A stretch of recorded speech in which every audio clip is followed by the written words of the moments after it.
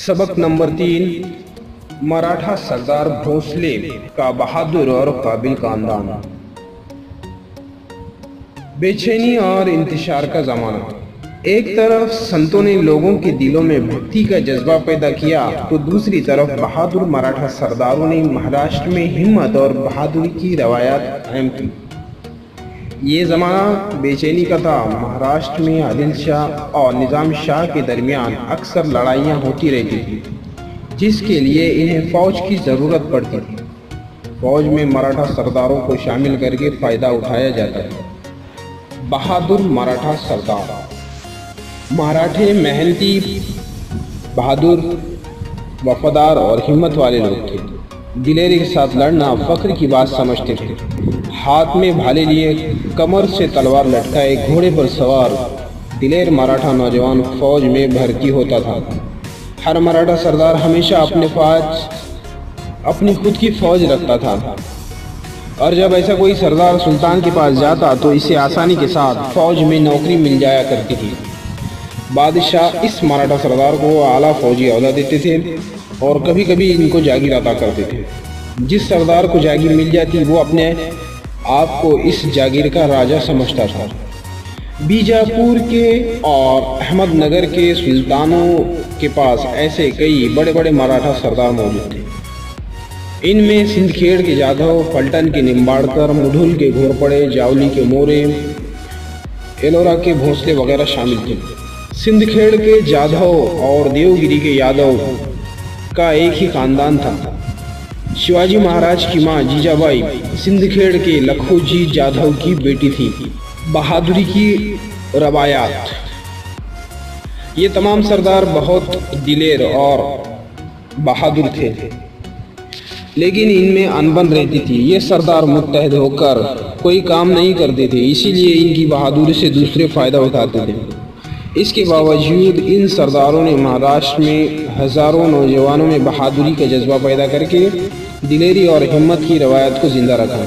महाराष्ट्र के बहादुर ख़ानदानों में एलोरा के भोसले ख़ानदान ने बड़ी शोहरत पाई। घृष्णेश्वर मंदिर तकरीबन 400 साल पहले की बात है। एलोरा के गारों के करीब वाक़े घृष्णेश्वर के खूबसूरत मंदिर की इमारत बोसीदा हो गई थी। इसकी दीवारों में जा बजा शिगाफ पड़ गए थे। मंदिर के पुजारी भी मंदिर छोड़कर चले गए थे और इस मंदिर पर वीरानी छा गई थी। इस हालत को देखकर अकीदतमंद तो अफसोस तो करते थे, लेकिन इसकी मरम्मत और दुरुस्ती का ख्याल किसी को नहीं आता था। इस बोसीदा मंदिर में भगवान शिव का एक अकीदतमंद पाबंदी के साथ आया करता था। वो फूल चढ़ाता था और मुरादें मांगता था। एक रोज़ वो अपने साथ मजदूरों को ले आया और मंदिर की पूरी इमारत की मरम्मत करवा दी। मंदिर के अंदर और बाहर रोशनी का इंतज़ाम किया। इस तरह इस मंदिर की पिछली शान शौकत वापस आ गई। ये किसने किया? ये शिव भक्त कौन थे? ये मालूजी राजे भोसले थे। एलोरा के भोसले। एलोरा गांव के पाटिल मालूजी राजे बड़े शिव भक्त थे। इनके छोटे भाई का नाम विठूजी राजे था। ये दोनों एलोरा गांव के पाटिल बाबाजी राजे भोसले के लड़के थे। मालूजी राजे और विठूजी राजे बहुत काबिल और बहादुर थे। इनके पास काफ़ी मुसल्ले मराठा सिपाही थे। वो ज़माना बहुत बेइत्मीनानी का था। जिस वक्त निज़ाम शाही रियासत पर शुमाली हिंद के मुग़ल बादशाह ने हमला किया, इस वक्त दौलताबाद निज़ाम शाही रियासत का पायतख्त था। मलिक अंबर इस रियासत के वज़ीर थे। वो बहुत काबिल और ज़हीन थे। वो एलोरा के भोसले ख़ानदान के दोनों भाइयों की बहादुरी से वाकिफ़ थे। मलिक अंबर ने निज़ाम शाह से भोसले ख़ानदान के दोनों भाइयों की दिलेरी की तारीफ़ की, जिससे खुश होकर निज़ाम शाह ने मालूजी राजे को पूना और सुपा परगना की जागीरें अता की। इस तरह भोसले घराने में शान शौकत आई। मालूजी राजे भोसले की बीवी का नाम उमाबाई था, जिनका ताल्लुक पलटन के निम्बाड़कर ख़ानदान से था। इनके दो बेटे थे, एक का नाम शाहजी और दूसरे का नाम शरीफ जी था। जब शाहजी की उम्र 5 बरस थी, इनके वालिद मालूजी राजे इंदापुर की लड़ाई में मारे गए। विठूजी राजे ने अपने भतीजे की परवरिश की और जागीर का इंतज़ाम भी संभाला। कुछ अरसे बाद उन्होंने शाहजी के लिए लखूजी राव जाधव की लड़की का हाथ मांगा।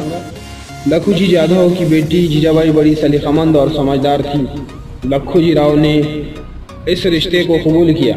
लखूजी राव निज़ाम शाही के एक बहादुर और शुजा सरदार थे। एक बड़ी फौज इनके मातहत थी। निज़ाम शाह के दरबार में भी इन्हें बड़ी इज्जत हासिल थी। उन्होंने शाहजी राजे और जीजाबाई का ब्याह बहुत धूमधाम से कर दिया। इस तरह जीजाबाई भोसले ख़ानदान की बहू बन गई। शाहजी राजे। निज़ाम शाह ने मालूजी राजे की जागीर शाहजी राजे को दे दी। शाहजी राजे बहुत बहादुर थे। निज़ाम शाह के दरबार में इनकी बड़ी इज्जत थी। मुग़ल बादशाह ने निज़ाम शाही रियासत पर कब्ज़ा करने का इरादा किया तो बीजापुर के आदिल शाह ने मुग़ल बादशाह के साथ हाथ मिला लिया। इस वक्त निज़ाम शाही रियासत को बचाने के लिए मलिक अंबर और शाहजी ने एक साथ मिलकर मुग़ल बादशाह और आदिल शाह का बड़ी बेजिगरी से मुकाबला किया और इन्हें शिकस्त दी। ये मशहूर लड़ाई अहमदनगर के करीब भातवड़ी के मकाम पर हुई। इस लड़ाई में शरीफ जी मारे गए, लेकिन शाहजी राजे ने बड़ी शुजाअत का मुजाहरा किया। एक बहादुर सिपाही की हैसियत से चारों तरफ उनकी शोहरत हो गई। दरबार में इनकी इज्जत बढ़ गई, यहाँ तक कि मलिक अंबर भी इनसे हसद करने लगे, जिस वजह से दोनों में कशीदगी पैदा हुई। शाहजी राजे निज़ाम शाही रियासत छोड़कर बीजापुर के आदिल शाह से जा मिले। आदिल शाह ने इन्हें सर लश्कर का खिताब देकर इनकी इज्जत अफजाई की। बाद में निज़ाम शाही सल्तनत में कई वाक़यात पेश आए। मलिक अंबर का इंतकाल हो गया। इनके बेटे फ़तेह खान का जहन साजिशी था। अब वो निज़ाम शाह के वज़ीर बन गए थे और इंतज़ाम सल्तनत इनके हाथ में आ गए। इनके ज़माने में निज़ाम शाही सल्तनत का ज़वाल शुरू हो गया। मुग़लों के हमले का ख़तरा पैदा हो गया। निज़ाम शाही हुकूमत को बचाने के लिए निज़ाम शाह की वालिदा ने शाहजी राजे को वापस आने के लिए इसरार किया। इसलिए शाहजी राजे आदिल शाही सल्तनत को छोड़कर निज़ाम शाही सल्तनत में फिर से वापस आ गए। सबक नंबर 3 की मश्क। सवाल नंबर 1, कौसैन में से सही लफ्ज़ चुनकर खाली जगहों को पुर कीजिए। अलीफ, महाराष्ट्र के बहादुर ख़ानदानों में एलोरा के डैश ख़ानदान ने बड़ी शोहरत पाई। मुतबादिल में दिया गया है मोरे ख़ानदान, घोरपड़े ख़ानदान और भोंसले ख़ानदान। इस सवाल का सही जवाब है, खाली जगह में जवाब सही जवाब है भोंसले ख़ान। बे, बाबाजी राजे भोंसले के 2 बेटे मालूजी और डैश थे। मुतबादिल विट्ठू जी, शाहजी, शरीफ जी। इस सवाल का सही जवाब है विट्ठू जी।